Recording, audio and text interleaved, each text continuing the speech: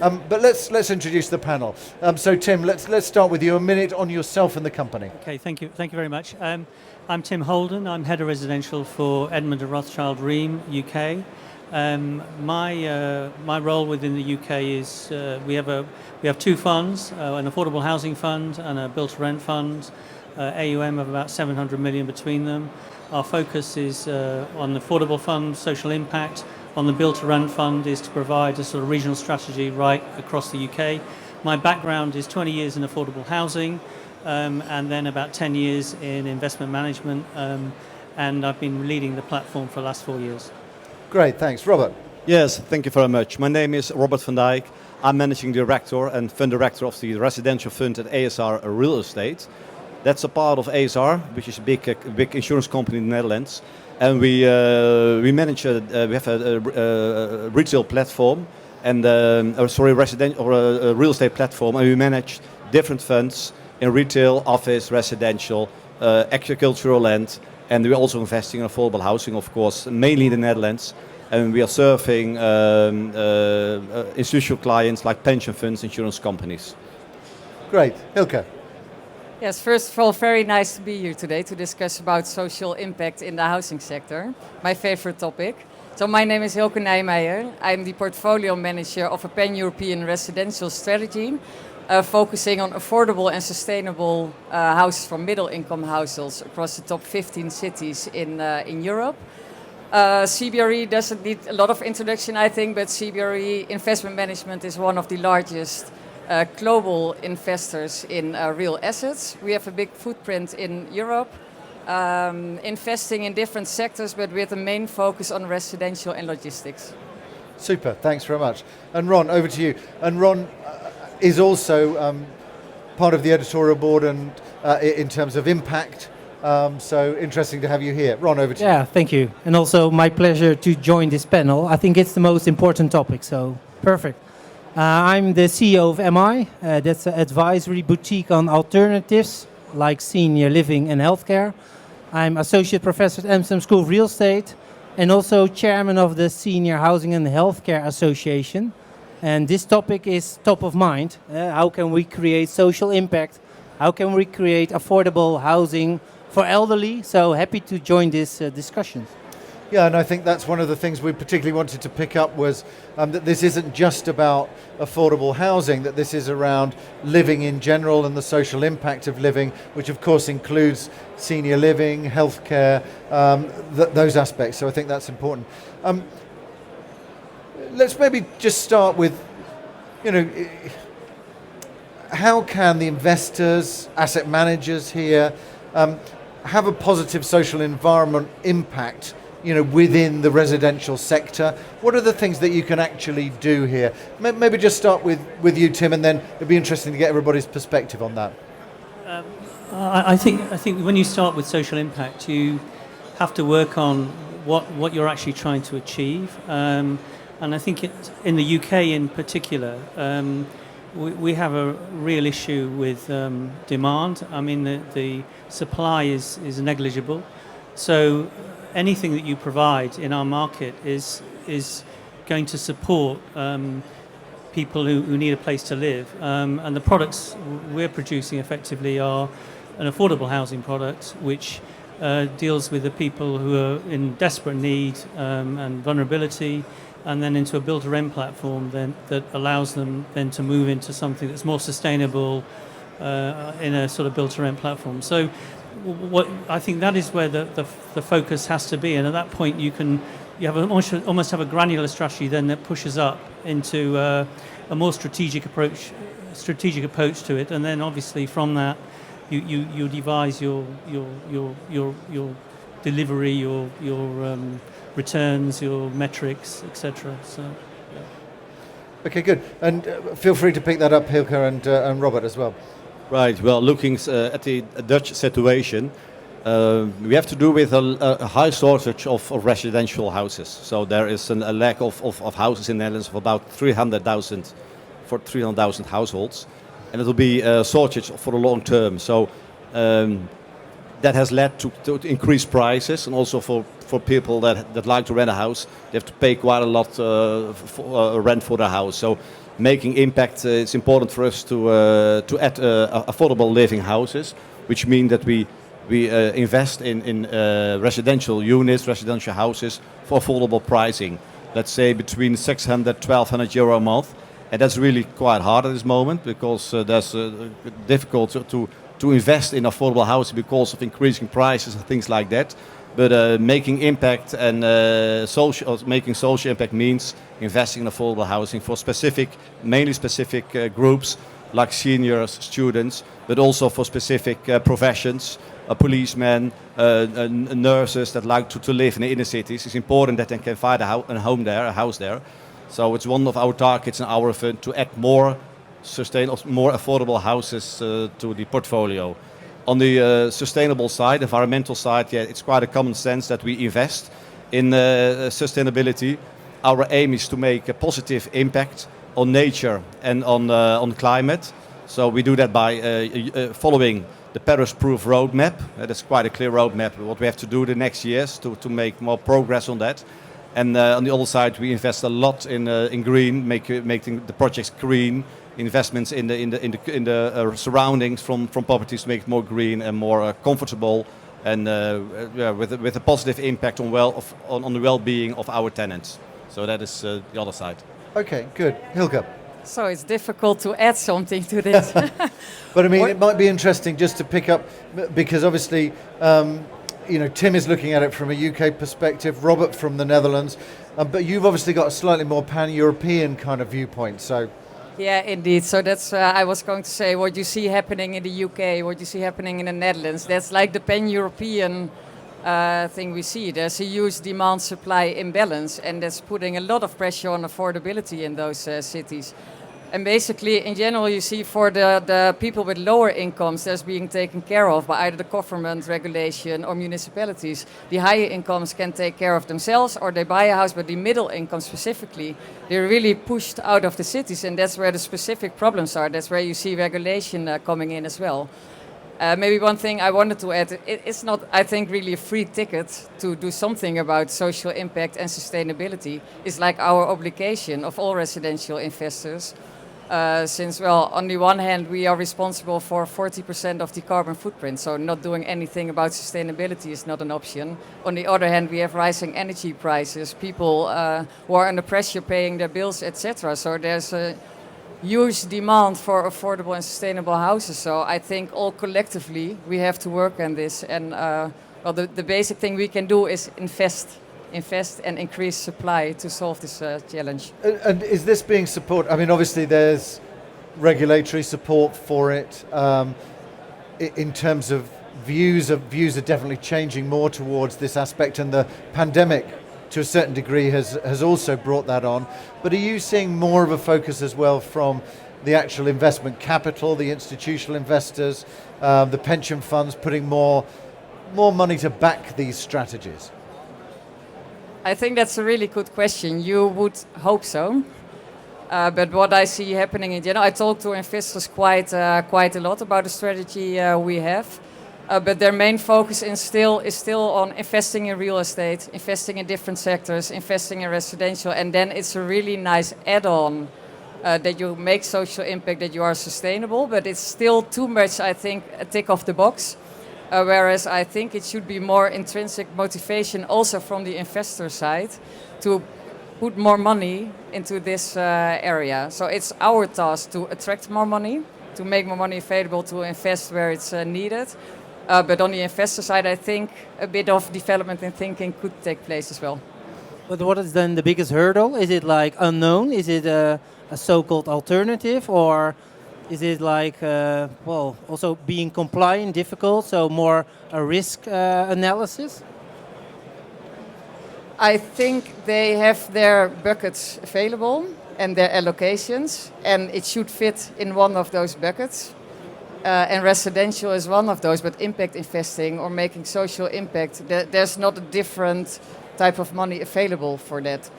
So it's difficult for them to assess. So still you have to get to all the return hurdles, income return hurdles. Otherwise, they will not be interested at all. So if you then match all those boxes, then it's nice if you can make. I agree. I think it's mainly a benchmark-driven business environment. So when we can't tick all the boxes which are originally in the box, then it's a difficult one. Nevertheless, I think it's the right way regarding development, impact, etc.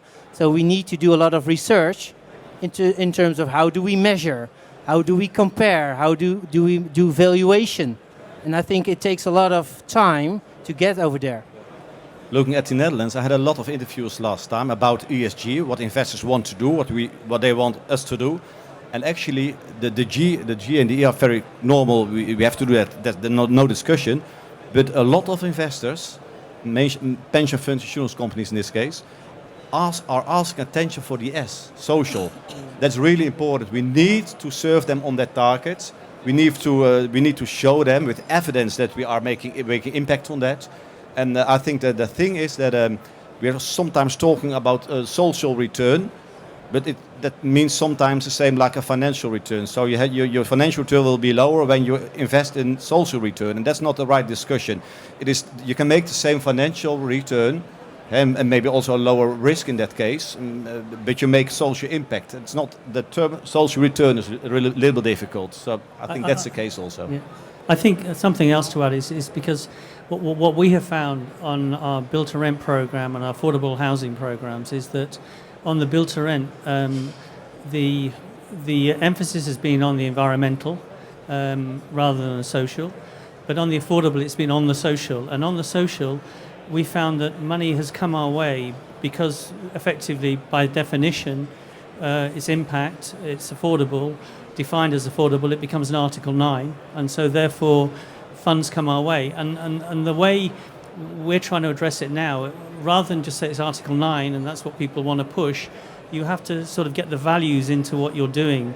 Otherwise, you just end up, as you said, just ticking a box. So what we found that's really, really important is that you sort of produce social impact reports on a regular basis. So you define yourself, you define the product and create a definition. Because if you don't do that, all you end up doing is providing a lot of affordable housing with no real outputs other than a financial metric. And actually, I think the investors are now looking for something more than just a financial metric. The financial metric is critical, but the social impact piece is becoming not equal, but it's rapidly catching up. So we sort of have to find ways to actually demonstrate that and provide a whole set of new KPIs to deliver something which is more holistic, more generic. So.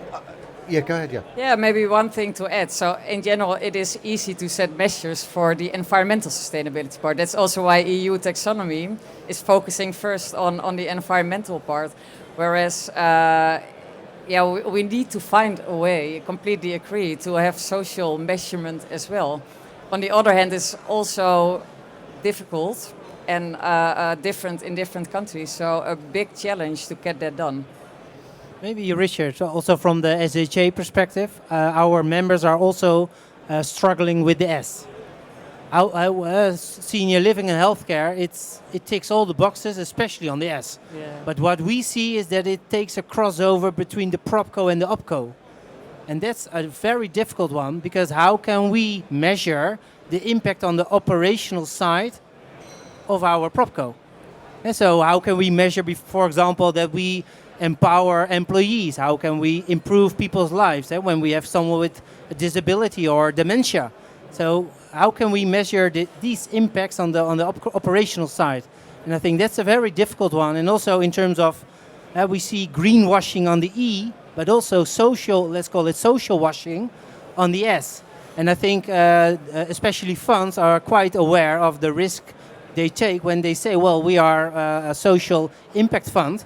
But when you can't share your measurements and also that you're ticking the boxes on measurement, you're at risk at the moment, because there are already a few cases. Right. And society is also looking, the people also looking, what are investors doing? What is their performance on these items? So, in the UK, we have a thing called housing associations, and they're almost the OpCo. And what it is a regulated body, and I'm sure they have them in Holland as well, but we have almost a for-profit organisation. But there are many not-for-profit, and this housing association is highly regulated by the government. It has to do certain returns, and what we found is we actually set up a housing association, which has allowed us to manage those metrics, allowed us to create that environment, because all the people are there because they come from the sector, they measure it as it goes through the underwriting, they're involved in the management of it. So what you're finding is actually by default, by having that opco in that way, in that structured way, you're able to provide what you need up to the propco, up to the manco. I wanted to pick up a little bit on some of the challenges. Obviously, we've talked a lot today about the difficulties in the market, increased in interest rates, increase in financing costs, uncertainty in the market in general. I suppose, how does that impact particularly something like affordable housing, where you've got presumably slightly lower returns, but you've still maybe got to do the development to be able to create the product? Has this become much more difficult in the current environment? Well, since last Friday, yes. Yeah, in the UK for certain, yes. So it's better to have a pan-European strategy then. I mean, But I mean, on a serious level, I mean, how does that impact what you're doing? I mean, the reality is you can get gilts for 4.3%. You don't pay stamp duty, and you don't have to pay capital gains tax. And we have a product that's delivering about 4.25, 4.5 net, and so it's really difficult. And on top of that, with the fact that the finance costs are effectively it's cheaper just to deploy equity than finance. It's going to be very challenging. But I think the one thing that doesn't go away is the fact that the demand is so high. So some investors will have to take a long-term view. But I think things in the UK, things will slow a bit. And yes, sure, usually what happens is rent tracks inflation. But this is not normal inflation.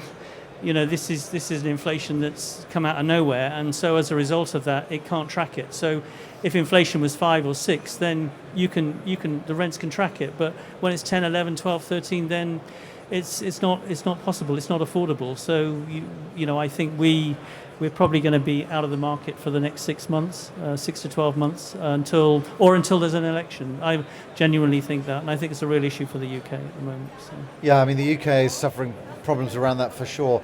What are you seeing there? Yeah, to add on that, I think it's really important to have the long-term approach and a long-term investment horizon. If you want to make a social impact, it's not just something for today or tomorrow.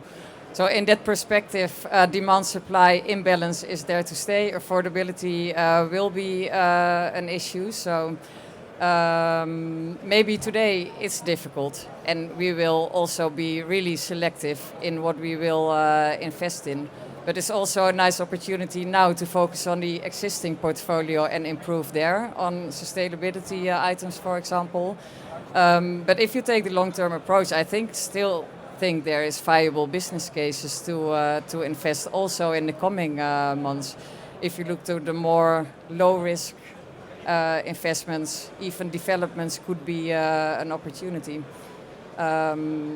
One more thing to add, in the long run, maybe we do not keep up with inflation today, but in the long run, at least you have a stable inflation-linked return, and that's what investors are looking for. So maybe not the highest returns, but stable returns, and that sustainable business case is also needed to make the social impact. So it should go hand in hand, and I think with a bit of patience, we will still keep in the game. Okay, good. And in general, are you needing to develop affordable housing? Because obviously there's a shortage in general, so it tends to be a development ploy rather than buying existing residential. What's the situation there for everybody? Is it all development, the new? Well, the existing portfolio of us are affordable is mainly affordable housing, so we take an eye on the affordable housing of the existing stock in our portfolio. But our acquisitions are almost only newly built properties.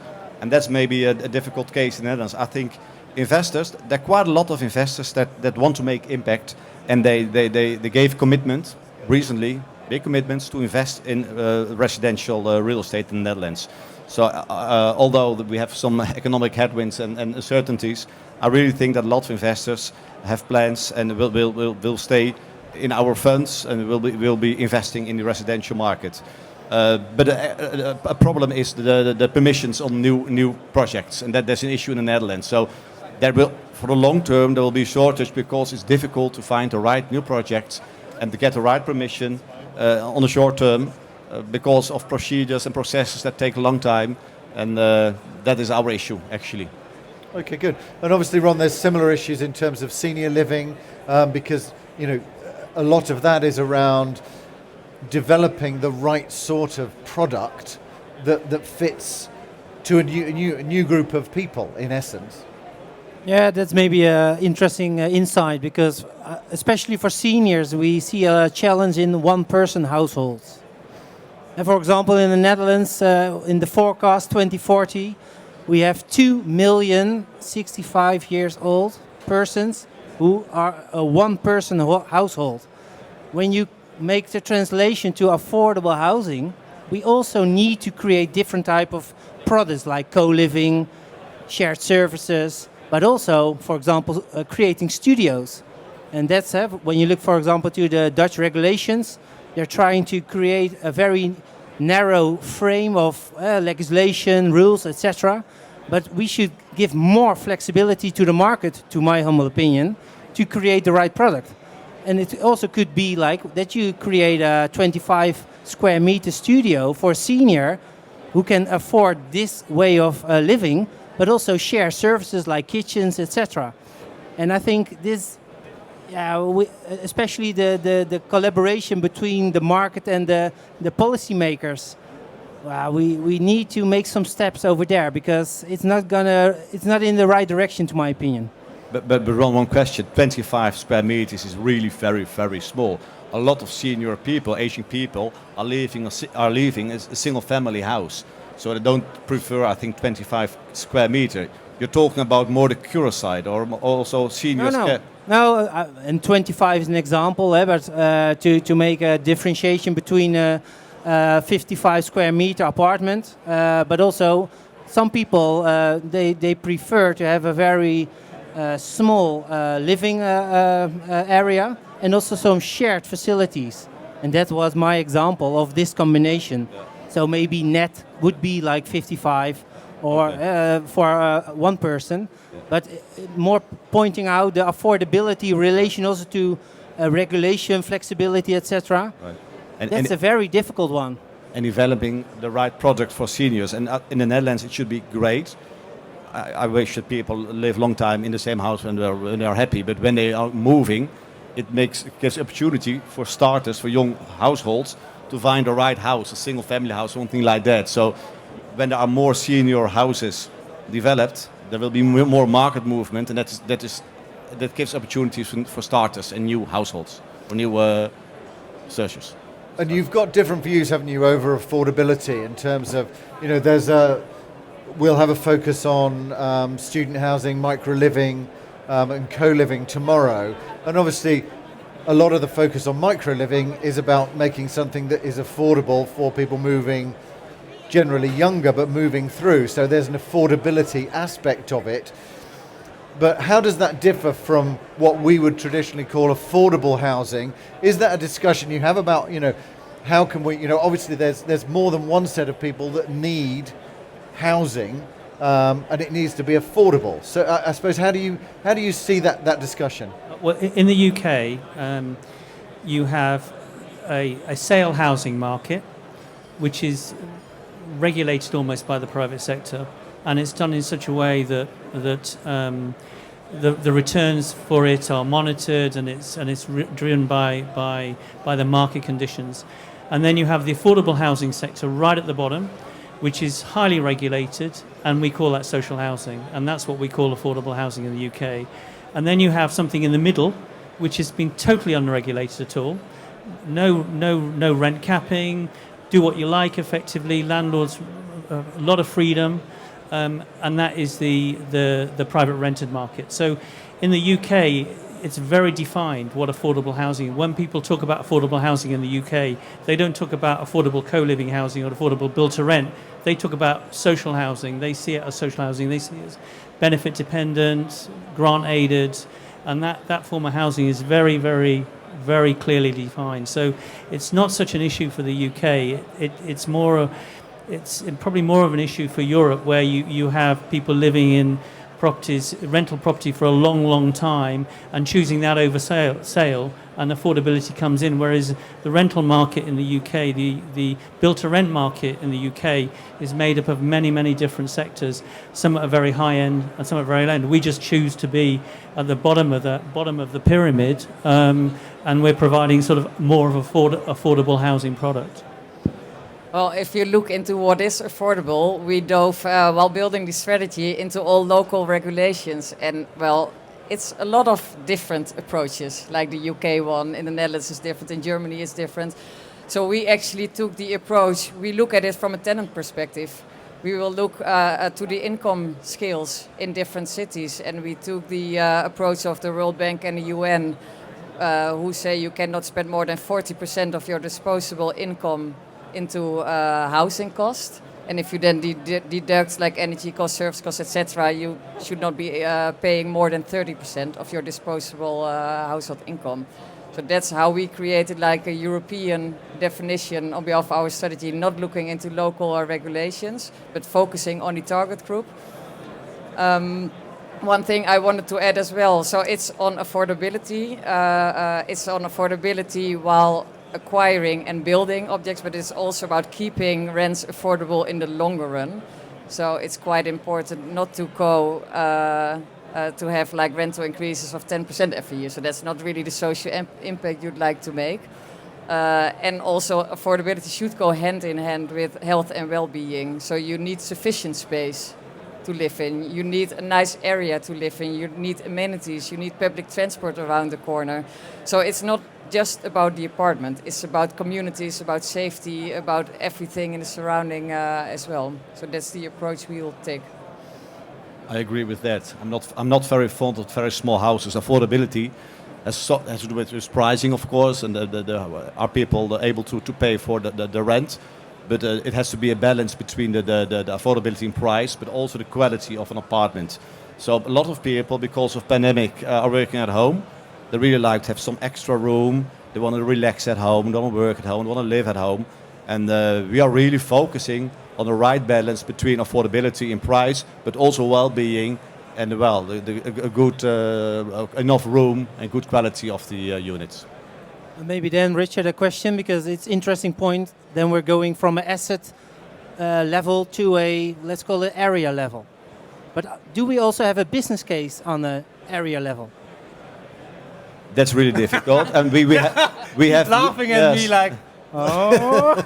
Yeah, we have to go back to the ground price, of course. Yeah. Where does it start? And we have some examples where we had a big discussions with developers, but also with municipalities. And I think that is a little bit a system at this moment in the Netherlands, that it may be possible to acquire the building land for the right price to realize affordable housing. But it's a very good question, but because that's a really difficult case. Mainly now when prices, maybe the yields will go up because of market circumstances. It's getting more and more difficult. So that is always a discussion and difficult sometimes. But we realize it. You see the squeeze today. Developers on the one hand have investors who can pay less. Construction prices are going up. Inflation is going up.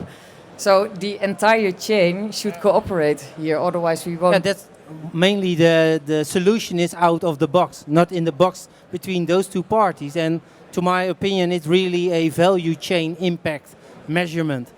But that's a very difficult one. So, for example, in the senior living perspective, we're trying to empower people to live as long as possible at home, not taking too much healthcare costs.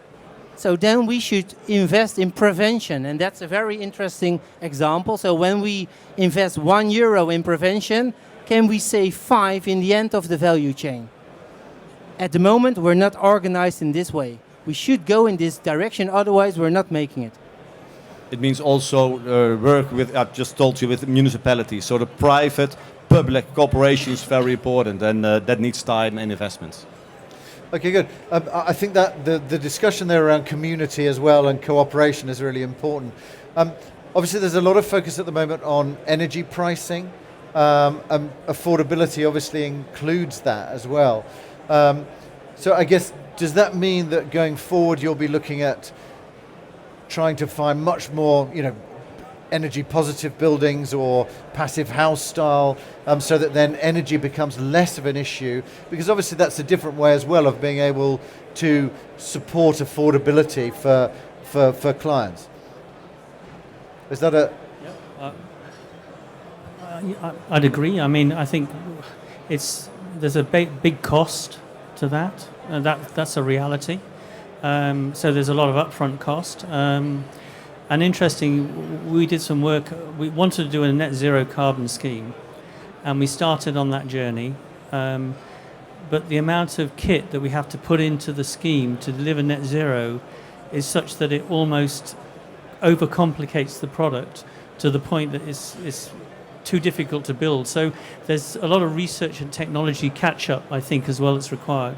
So yeah, we're moving towards it. In the short term, what we have decided to do as a business is we're buying bulk and energy directly from the grid, effectively, and we're passing that saving to our residents, and now providing people with an all-in cost for the next 3 years, and that way we can deal with the cold rent, warm rent issue. So we're keeping our rents at sort of 35% of their income, whereas we think it'd have been up to 40%, because I think in the UK we were looking at maybe a 5% rent increase, which would probably be potentially £800-900 a year, and an energy bill of £3,000 a year, which is just ridiculous, and unaffordable. One of the key challenges I see is, on the one hand, we can work on our buildings, especially for new buildings, but we can also improve existing buildings. But in the end, in a residential building, a lot of energy usage is actually borne by the tenants themselves. So how to engage them, how to make them aware of what their use is, especially in countries like Sweden, where a rent is inclusive of energy. So basically, if energy prices go up, tenant doesn't really care, since it's cost for the landlord. But how to, in the end, we want to have the energy usage down, not only the cost. We can help you with that, because we thought about that. And what we've done is, on our tenancy agreements, we put a cap and a collar. So if they go over a certain amount of energy, we say this is how much energy we will give you within your rent. If you go above that level, then you'll be charged. And we have an app and they can check it. So we're trying to educate them that way, but it's very, very hard. Very hard. Yes, and the renovations, just investing in the existing portfolio, we will speed it up. We already renovated a lot of houses, and it's possible to make a lucrative investment together with a good return, and also less energy costs for the tenants. So you can increase the rent a little bit. So it's a win-win situation in that case, and it makes it really very attractive for the investor, but also for the tenant. And we have evidence for that, and I think we can speed it up with high costs, and we will do that. Maybe one final remark. In the longer run, it will also hit you in your return. So you already have some cities where, if you don't have a minimum label, energy label D, for example, or E, you are not even allowed to rent out anymore. So it will hit you in your valuations if you don't do anything on sustainability, which makes sense, in my opinion. Good. We're almost up against our time here. So I've just got one last question, really, unless anybody's got a question, in which case you have. Can I just borrow your microphone a second, Tim? There we go. Oh, there we are, look. Hello. May I touch the Ukrainian question as well in this discussion? Because I think that all the cities and countries already know the situation with new crisis after crisis of quarantine, yes? And the social or maybe affordable housing, again, it's a very important stuff. And in Ukraine, I'm Ukrainian, I'm a refugee today, but I mostly like to call myself expatriate, not the refugee. In Madrid, on AHA Forum, the big forum was created for architects. I was talking about please don't think about the refugees in camps. Let's continue thinking about people and housing. Because today also traveling around the Europe, yes, I can see the same question. How can we compare the ROI, rental of investment, yes, the good design and quality, and affordable housing together? Of course, in one dish of sustainability. I think this is very important, how to make a model or a program for this. Thank you. Thank you. No, very interesting. Thank you. Does anybody else have any questions or any views? Does anybody want to pick that up in terms of that point? I mean, I think it's an interesting point, and I think how we see, I mean, we've seen in Poland particularly just the efforts that are being made there. I mean, there was a discussion earlier today on residential where you could see what was happening in Poland in terms of rehousing, homing, but unfortunately that was obviously creating significantly increased rents within the marketplace because there was a lack of demand. So it's a really interesting point, I think. I just want to close on one question here, which is just about, I suppose, what we see as some of the key trends that we need to look at. Can be challenges and trends depending on how positive we're feeling about the market. And also from your point of view, strategically, where do you see the opportunities within this social living space, really? So let's start with you, Tim. I think from my perspective, I look at all the asset classes across the market, and I still think residential is one of the best asset classes and will remain so. It may not give the best returns, but it's consistent, it's predictable, it provides something for people, it's what people want, it's very obvious, and as a result of that, investors will always come to it. I think the future's good because it's become a more recognised asset class because of social housing, because of the build to rent platform, certainly in the UK, and I think that is going to be something that's very positive in terms of social impact and environmental. I think it's good news because we're all being pushed to net zero, we're all being pushed to Article 9. And we're all trying to improve what we're doing, and we can actually see the benefits coming through by what we build.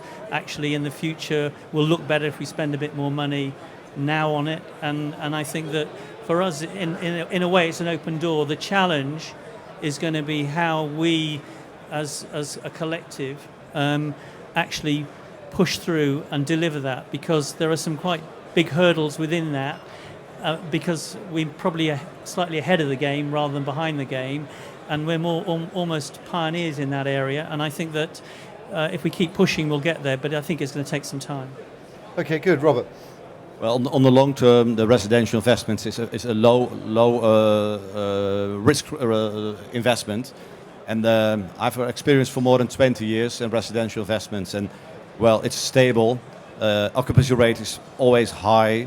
The rental rates are low, so on the long term, income return is very stable, and also capital growth. It will be positive on the long run. So it's a stable, good investment, and I really hope and I really wish that the investors, national, international investors, will continue with their investments in the residential class, because we need affordable housing. So please don't stop. Stay in the market. Be an investor with impact, and try to get more movements in the market. So that is really important, and I think it's also important to give a lot of people the opportunity to build up their life, to have a good future, to find the right house. So making impact is investments in residential is the right way to make a good impact. Great, Hilke. Well, basically, I copy everything that you said. The main theme would be, for me, also creating new supply and creating those affordable houses. That's where we should work on with all parties active in the residential sector. Big challenge is the entire value chain. How can we make that work? That's really a challenge. But if we don't cooperate and don't work together, then it's not going to happen. Yeah, so basically that's it. And it's not just my company or your company working on this. We have to take collective responsibility to do this and keep doing discussions like this and cooperate on this. And hopefully then we can make a next step and making a real social impact there. Great. Ron, final word to you. Yeah, well, I'm actually very positive about integrated retirement communities, which is a mix of small scale, big scale, affordable, mid-level rent, where we try to put the senior in an inclusive way in the area development, because we need to tackle this society challenge. Within 20, 25 years, we have a huge aging demographics in place, and we need to organize it differently. And it's related to the topic of today. So, and I fully agree with my neighbor, because we need to take responsibility in this part and also collaborate. It's a collaboration between governments, policymakers, investors, and also not blaming investors, because I think the negative framing of investors is very negative. So let's stop and let's collaborate. Great. I'm very keen on the fact that everybody is talking about acting as a collective group here in order to be able to drive some of this forward. And for certain, we'll be doing that with Impact Magazine, where this is going to be one of the big focuses, I think, over the next year, but moving forward as well, both in terms of affordable housing, but also that senior piece as well, I think is really important.